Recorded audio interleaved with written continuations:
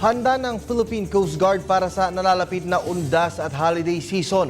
Bukod sa pagtaas ng kanilang alerto, tiniyak din ng Coast Guard ang mga planong pangseguridad sakaling magkaroon ng anumang aberya sa biyahe habang nasa dagat. Narito ang ulat ni Julius Tisamburu.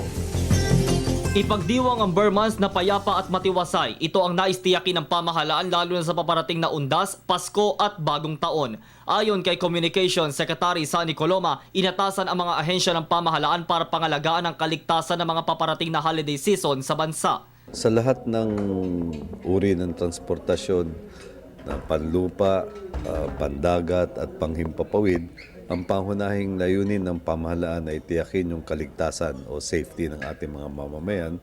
Kaya't lahat ng nararapat ay ginagawa ngayon para mapaghandaan yung inaasahang pagdagsa ng maraming mamamayan sa iba't ibang daungan at airport at stasyon ng bus. Inalerto na din naman ang Philippine Coast Guard ang kanilang mga tauhan bago ang buwan ng Nobyembre at Disyembre. Inaasahan ni Coast Guard spokesperson Arman Balilo na mas maraming pasahero ang sasakay para sa Pasko dahil sa posibleng long weekend.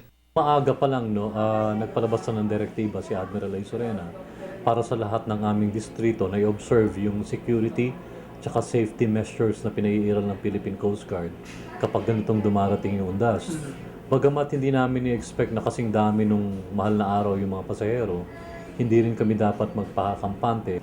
Dapat yung security ay in place, tapos yung cooperation ng public. Handa din naman silang umayuda sa mga sumasakay ng barko, gayon din sa mga nag-iinspeksyon ng mga bagahe upang walang makalusot na mga matatalim na bagay o di kaya pampasabog. Hindi, may mga layers ng security na pinaiiral sa mga ports. Yung mga gwardiya nandun, may police, may canines, at may x-ray machines pagka nandun na sa loob ng terminal.